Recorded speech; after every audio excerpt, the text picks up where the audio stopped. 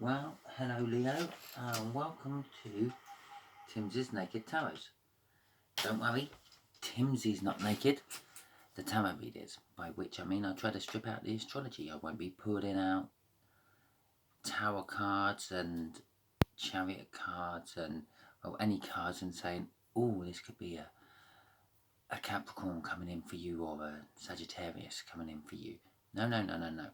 We will pull an energy card out of the playing deck, which is slap bang in the centre of the picture at the moment, and that will be the energy, the only energy coming in for you. Now, if it may be a star sign, it may be a element of the zodiac, but that will be the energy we are dealing with. That'll be the only time. It won't be the only time. Now I've said that, I'm guaranteed I'm actually going to say all that could be a, but anyway.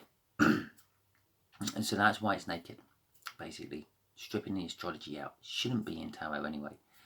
The other thing I do, because I'm going to be bringing in a star sign we're doing the read on, and your star sign, is about as personal can get with a mass reading for a collective group of people. All that being said, if it doesn't quite resonate with you, still subscribe, because the next one might.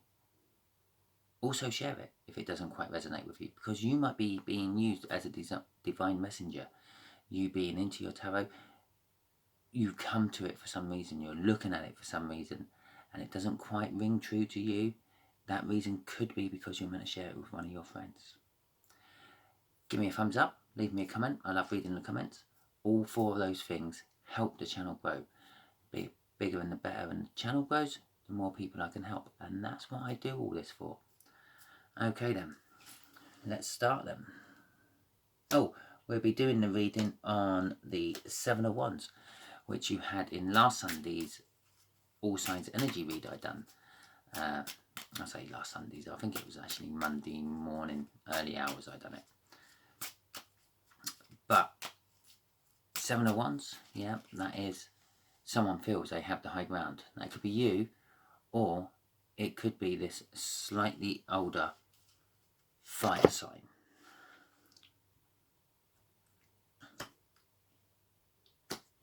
Just if you were curious, the Five of Swords was on the bottom of the deck before I done my card, and the Eight of Pentacles is on the deck after my card.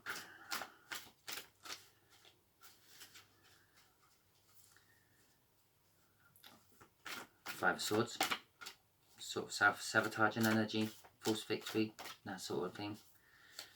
Eight of Pentacles, ironically, the apprenticeship card of the tarot deck, and also the Master Craftsman card of the tarot deck. Generally, hard work card of the tarot deck. The way we'll do the energies is, just here will be the connection, and just here will be how this fire sign feels about the connection. Just here above the fire sign is going to be how they feel about you. Just here is what the universe is going to reveal to us about the connection. Just here will be the overall outcome. And just here, underneath that card, is going to be the Sun, which is basically what this whole read is going to clarify. So, Four of Cups, kind of losing interest, getting bored. Also though, it's emotional happiness, or not happiness, fulfillment, balance. Yeah, when you get emotionally balanced, you do kind of get a little bit bored. It hasn't got the excitement it used to have because you're all balanced. I kind of think of it as the honeymoon's over card. Right, this fire sign feels like they're in a safe harbour. They're in a place where they're kind of happy and feel secure. Again, the honeymoon is over card. The Eight of Wands, this is how they feel about you. They feel that they're going to tell you something. They've got a message for you. They're going to communicate with you. And this communication is going to come out of the blue. The Temperance, you've been waiting a long time for it. Could explain why you're feeling a little bit bored with the connection, or why the connection seems a bit boring. I also see that as the coming together of the 4 elements. So, and I see that as a blacksmith making something. Normally it's a sword, but it could be that cup of love he's holding there. Basically, a blacksmith will take the raw elements of some metal out of the ground, and there's your earth energy, and then they stick it in their forge, which is your fire energy, and the forge is pumped up to a hotter temperature using bellows, which is your air energy, and then they work it and shape it and manipulate it. You know, all this takes time, and that's where the patience element of it comes in. And you're probably wondering, why blacksmithing? What's this got to do with it? Because when it's still hot, what they do is they quench it in water, and that's called tempering. And tempering makes it harder, makes it stronger. And temperance is a very similar root word for that. So it means waiting and being made stronger through trial and tribulation. And the Fool card, the final outcome, when they're in their place of safe security at the moment, but they do want to bring you a message, they do want to tell you something, they're going to take the leap of faith to do it. Okay then. So, this feels like it's going to be another quick read. Good. The 4 of Cups. Let's clarify the 4 of Cups in universe. I do like it when it's a quick read. It's like one of those drive to work when you leave in the morning and you get to work and you just don't remember a thing about how you get there. The Star card and the 3 of Pentacles. The Star card is the wish fulfilled or delayed, depending. With the 3 of Pentacles, I'm going to say it's possibly a fulfilled wish, because the 3 of Pentacles is like focusing in on one project, one option, and concentrating all your work efforts into that one thing. Okay, let's clarify the 6 of Swords for us next. So Leo, this is where it's going to be a bit iffy now, because quite often I can't actually tell the difference between your energy and your person's energy, Leo. So, the 7 of Pentacles. One of you feels, who's in safe harbour, yeah, in your secure place, feels like you've been in this secure place for a long time. Temperance, we've already had that pop out. And to the point where this is meant to be for them, this is meant to be how your other fire sign feels, but this could be just a slightly older you. This is why this gets a little bit complicated when you draw in an extra energy like this. Yeah, they're juggling. You are juggling something to do with this connection.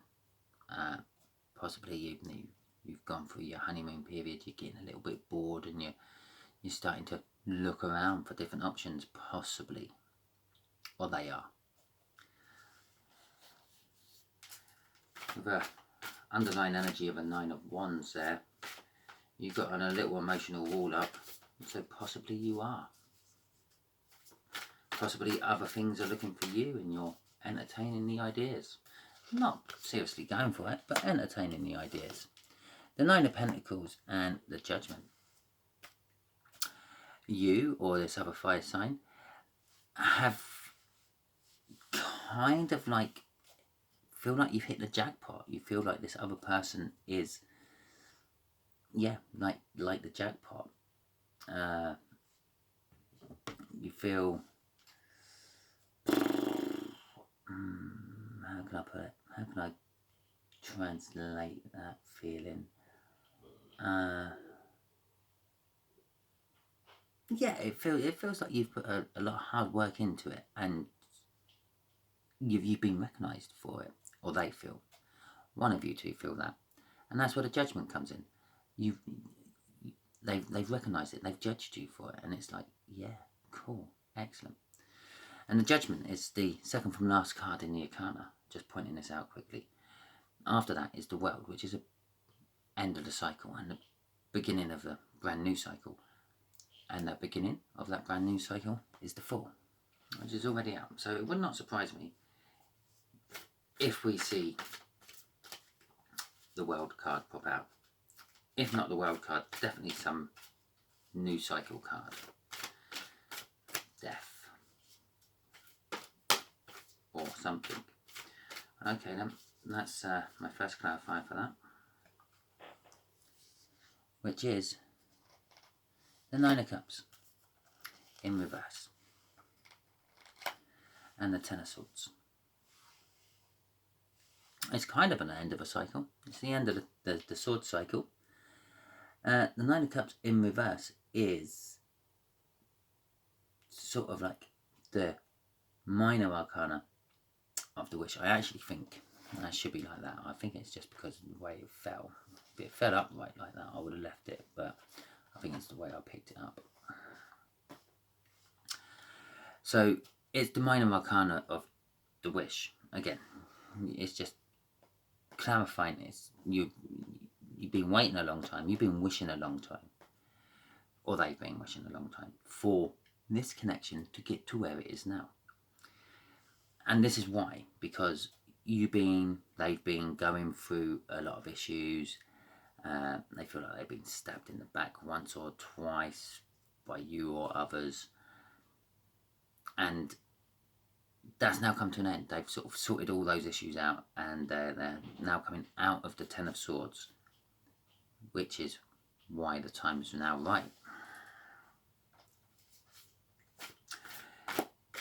This could be something to do with an addiction you or them have. I'm going to actually say, if I was doing a reading for anyone else, you have an addiction, Leo, because I had the Devil card. I pointed at that, you couldn't see, as an underlying energy there, and I had a Devil card as the underlying energy there. So that's kind of like the universe, like, really showing that one up to me. And for any other reading, I'll be saying that's them. They feel that way about you. An obsession, an addiction of some description. And then it showed up here as well, which is like the connection. And again, that's an addiction, an obsession, which is what's causing these. But I believe that you're sort of getting out of that now. You're changed the way of your thinking or whatever, and you learn how to control your obsession or your addiction. You never get rid of an addiction. The final outcome is the Hangman and the Chariot. There you go, you see the cards, that's the final outcome. Now,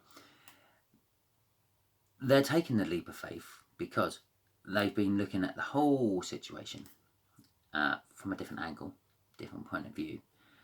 Possibly talk to people, and other people have sort of said, yeah, well, that's a bit narrow-minded of you. Why don't you look at it like this? Why don't you look at it like that? So they have. And they've come up with a victory from it. They were juggling something else, and they've got a victory. They know a way to stop juggling and just pick one or the other. And that is what they're going for.